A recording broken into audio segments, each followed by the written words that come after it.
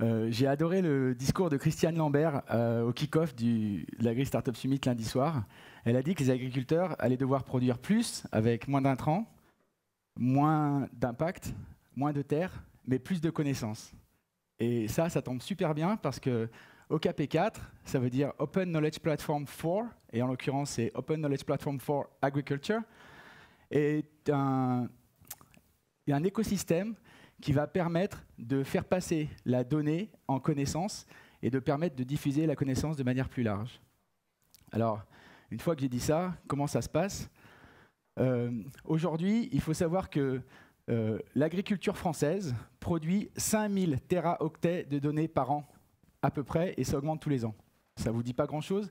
C'est une pile de CD-ROM qui va de la Terre jusqu'à la moitié de la Lune, enfin, qui fait la moitié de la distance de la Terre à la Lune.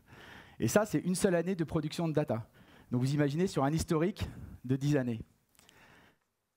La problématique, c'est comment faire face à cette masse et à ce volume de données, comment l'appréhender, comment le valoriser, et comment faire en sorte de respecter les droits de propriété, les éléments de consentement, le RGPD, le data agri et tout ça. Car en fait, la donnée, c'est qu'une description élémentaire d'une réalité. Et c'est avec cette description élémentaire d'une réalité, en lui donnant un sens, en faisant une appréhension, qu'on va pouvoir faire de la connaissance. Et c'est vraiment la connaissance qui va permettre l'innovation et l'aide à la décision. Alors, pour appréhender ces éléments-là, on a décidé de créer un produit qui s'appelle Smart Farmers et qui est un écosystème qui permet de transformer la donnée en connaissance. Comment est-ce qu'on fait ça ? On s'appuie sur 2 piliers technologiques. Le premier, c'est l'intelligence artificielle avec les principes du deep learning et du machine learning.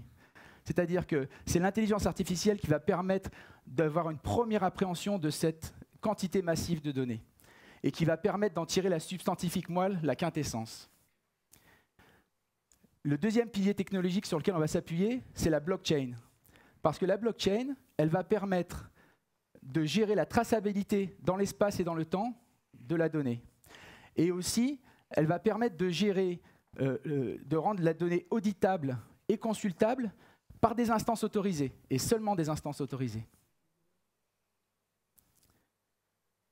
On s'appuie pour développer tout ça autour, et en fait on enrichit un ensemble de segments d'open source qui nous permettent d'appréhender un ensemble de sources de données très hétérogènes en s'affranchissant des problématiques d'interopérabilité.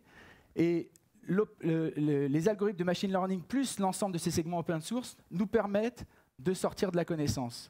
Alors la connaissance, comment elle va s'afficher, comment elle va se présenter, eh ben, elle peut prendre différentes formes. Ça peut être des jeux de données, ça peut être des infographies, de la cartographie, du data viz.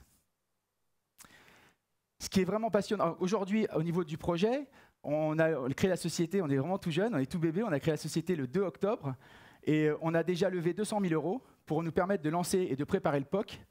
Ce POC va nous être un user case et aujourd'hui on travaille sur des optimisations de rendement, notamment à partir d'outils de gestion parcellaire, comment on va pouvoir augmenter les rendements en optimisant les choix variétaux.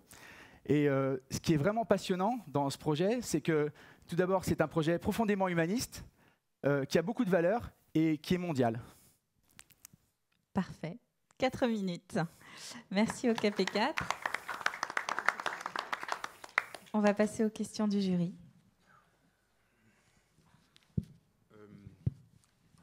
Merci beaucoup.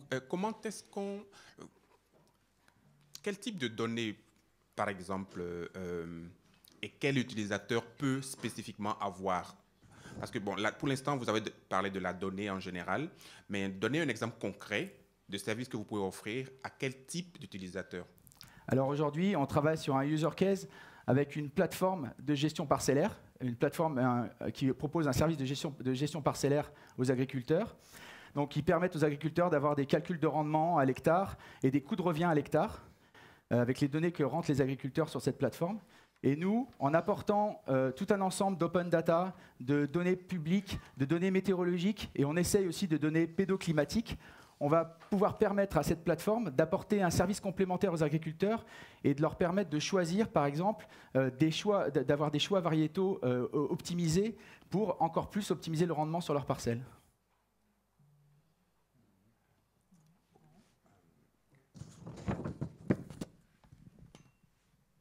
Au niveau de l'équipe, qui êtes-vous réellement? Alors aujourd'hui, on est une équipe d'une dizaine de personnes, composée par moi-même et Fabrice Franchioli, qui doit être par là, qui est mon joker technologique, parce que c'est un spécialiste de la cybersécurité et d'une manière générale, c'est un excellent programme director. Et derrière, on a une équipe de développement qui sont des spécialistes du machine learning et de l'intelligence artificielle. Et donc du coup, c'est vrai qu'il y avait le côté machine learning et blockchain. Enfin, la blockchain, en fait, on en voit pas mal et on voit peu de choses émerger. Là, la réelle utilité de la blockchain sur un use case comme ça, où est-ce qu'il intervient? Ce qui est super intéressant, c'est qu'on pousse la logique de la blockchain jusqu'au bout, dans le sens où on a la vocation de créer un écosystème complètement décentralisé. La blockchain, elle intervient à deux niveaux. Elle intervient d'une part pour, donc bien évidemment, sur tout l'aspect de certification, de traçabilité de la donnée, mais surtout de la valorisation. On va utiliser un token utility qui va permettre de redistribuer la valorisation de l'utilisation de la donnée au prorata de chaque contributeur. Et ainsi, chaque contributeur pourra aussi utiliser ces tokens pour aller chercher de la connaissance. Et donc là, on a une création d'une économie circulaire très forte.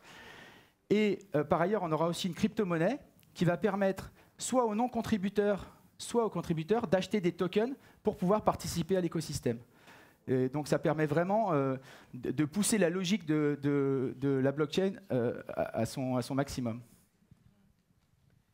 Ce qui je comprends bien, vous ne faites pas un service à l'utilisateur final, mais plutôt un service à un écosystème dans lequel on viendrait piocher une agrégation de données, c'est ça? Absolument. On a la conviction profonde que les succès de l'avenir, ça ne sera pas forcément des startups, mais ça sera plutôt des communautés. On est sur ces modalités-là. Alors c'est assez innovant, ça peut paraître choquant, mais je vous assure, c'est une source de création de valeur extrêmement intéressante. Le temps est écoulé. Merci. Merci.